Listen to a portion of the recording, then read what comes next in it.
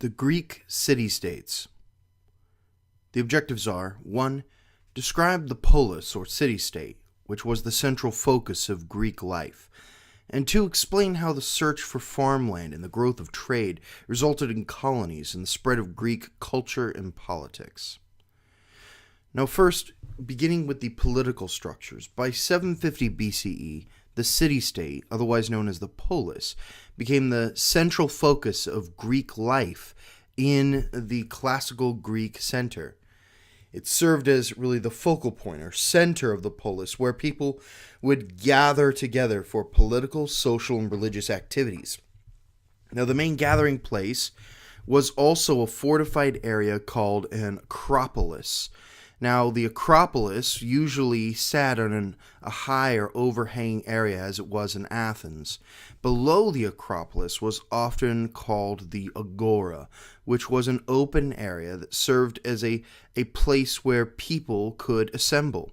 Now, these poli are actually a state in themselves. They're city-states, where they're independent kingdoms. So while we speak of a unified Greek civilization, there is no Greek empire. There's no Greek kingdom. In fact, each individual city became its own identity. And so people didn't refer to themselves as Greek early on, but referred to themselves according to their city. I'm Athenian. I'm Spartan. I'm Mycenaean. I'm Theban. And so this became the norm in this early Greek civilization. Now here you can see on the map some of the major cities. Now you can see how spread out they are, how diverse they are, according to which regions they sat in. And so really, according to the geography, the islands and the disparate kind of spread out city-states, it becomes really impractical for the rise of empires due to the numerous waterways and coastlines and mountains. It became rather improbable for empire, unlike as we see in Egypt or Mesopotamia, which is incredibly flat and so lends itself to such political developments. Now, citizens of a polis had certain rights, but these rights were coupled with various responsibilities. So these responsibilities really lent the governance and maintenance of that city-state. City-states fought one another for control of land and trade, and these became the two major centers of city-states. Now, early on, this became largely dependent through aristocratic cavalry soldiers, that the wealthy are the ones who defended and expanded the city-state. You didn't have the poor soldier.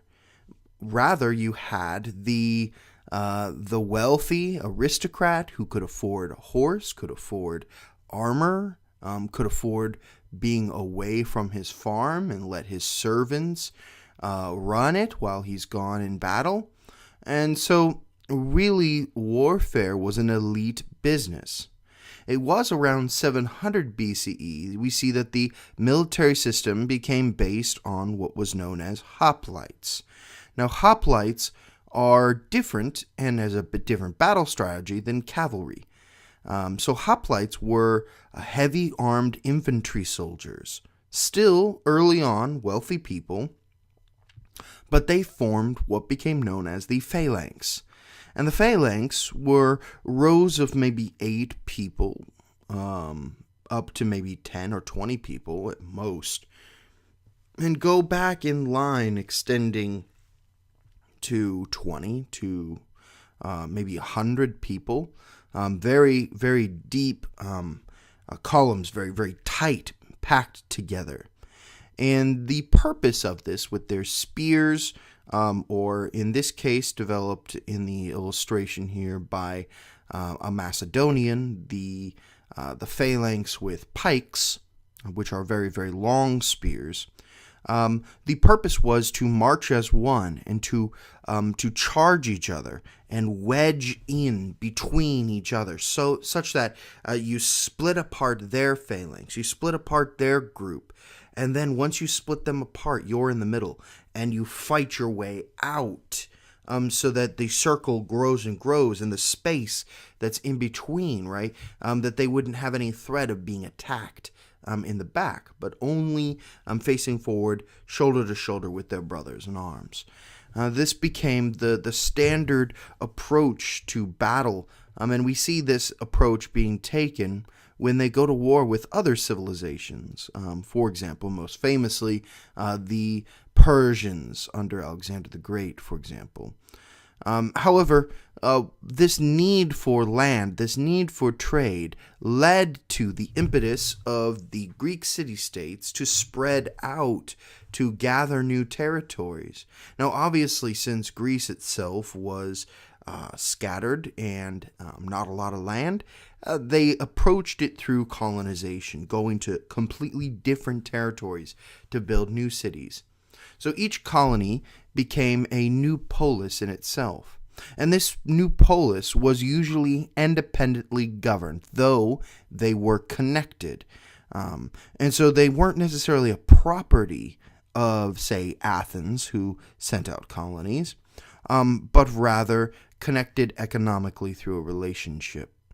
Now, they expanded to various regions, to Thrace, to southern Italy, to southern France, to eastern Spain, northern Africa, really anywhere. And anywhere that they could find a port or some kind of center or hub for trade. And really, so this is where major cities and colonies get established along the shores of the Black Sea, the Hellespont, the Bosporus. Some of the most famous, of course, colonies occurred in the Black Sea region.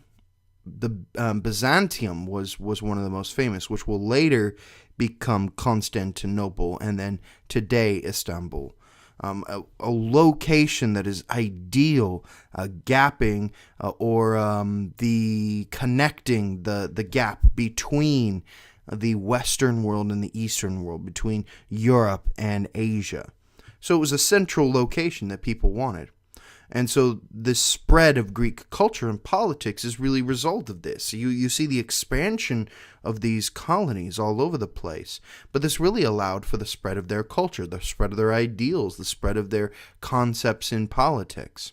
So here you can see on this graph and this illustration that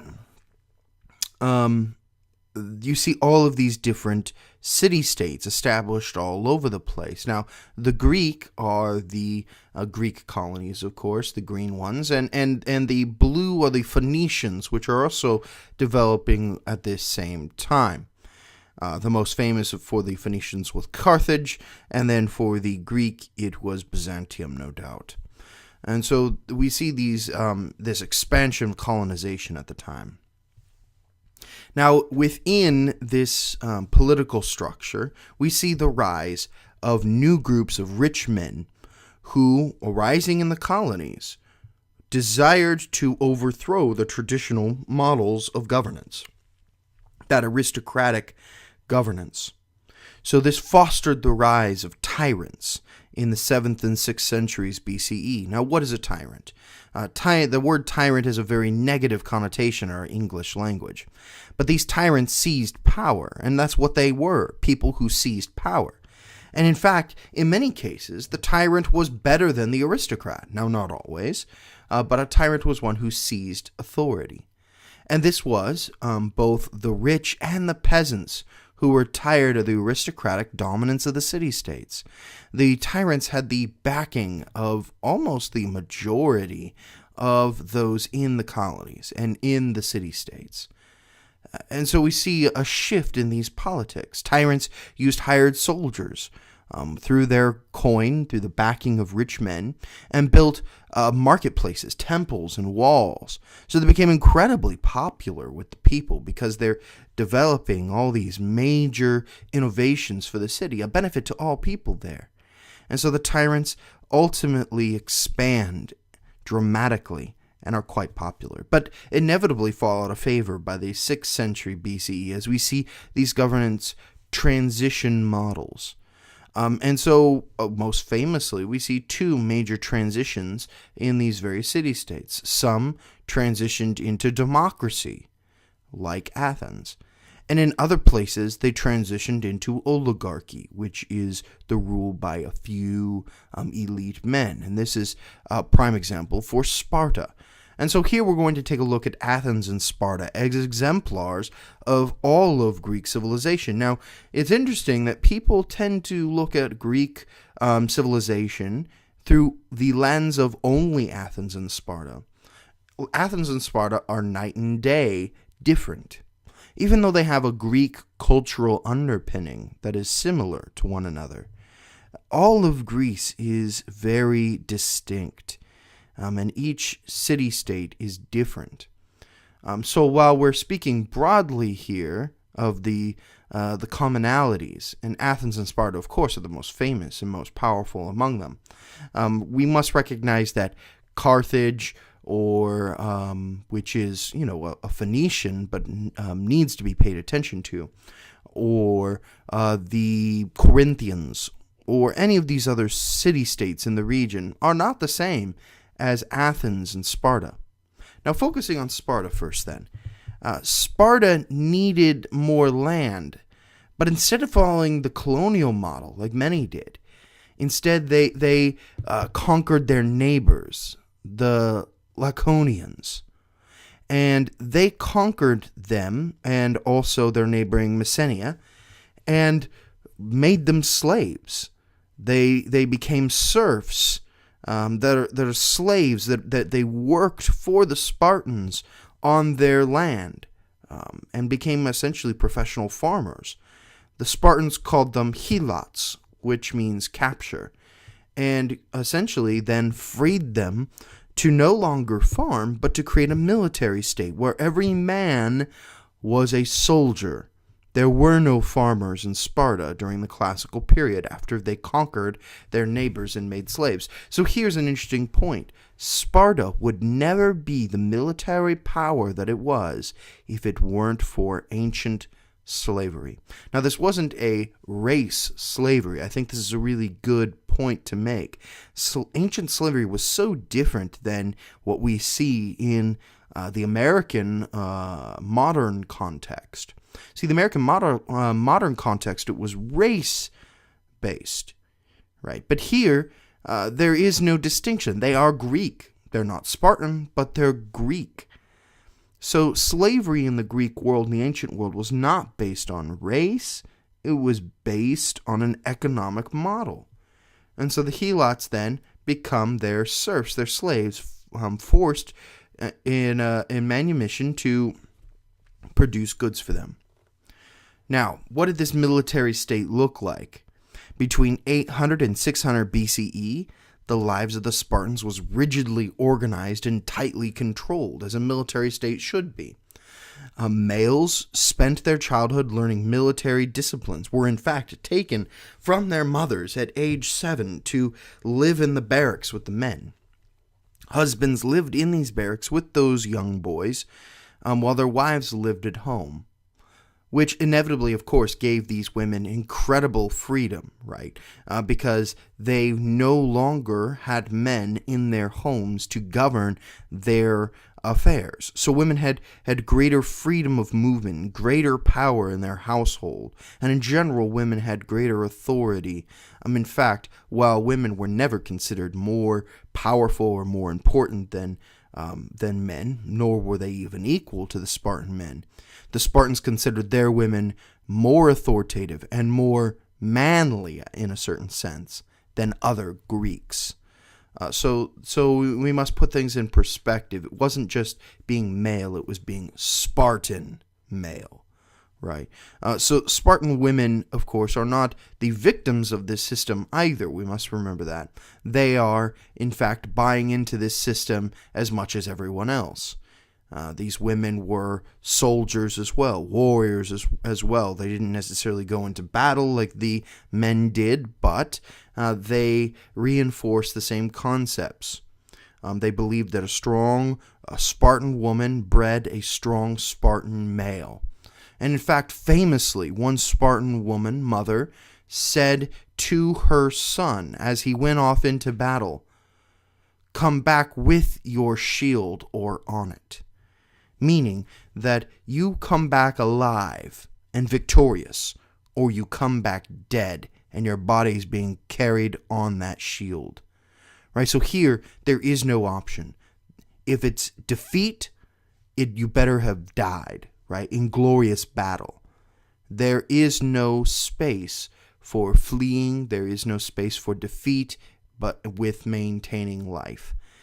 So the ultimate kind of reinforced goal here by all people, including women, was the concept of utter battle to the death for the glory of the fight.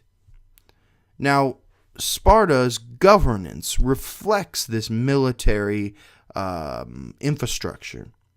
Of course, democracy is not the idea we would see in a military state here. We see an oligarchy arise in Sparta. And an oligarchy is a rule by few. And in this system, they were led or ruled by two kings. Not one king, because they didn't want a tyrant. Two kings.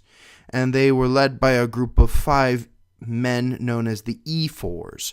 And the ephors, elected each year, were responsible for the education of the citizens.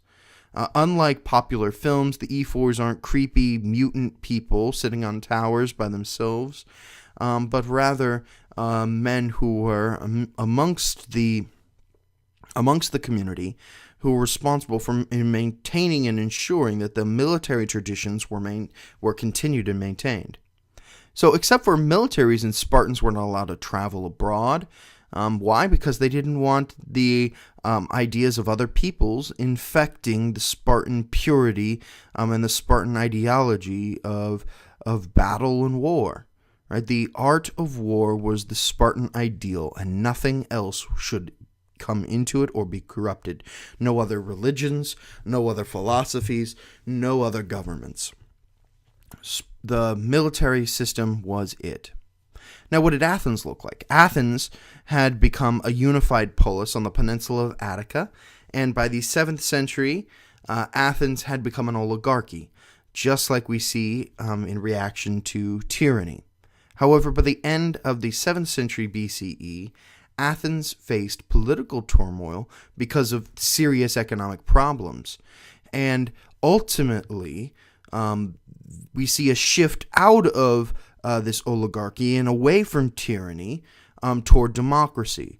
So the ruling Athenian aristocracy gave its authority from its aristocracy to a man named Solon. And Solon then led in various reforms, particularly over the major economic problems of slavery. And these reforms canceled land debt and ultimately freed people from slavery, trying to adjust the system to make it work.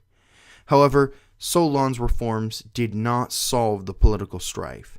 And this, of course, led to the establishment of tyranny, as people were really upset with the economic problems going on.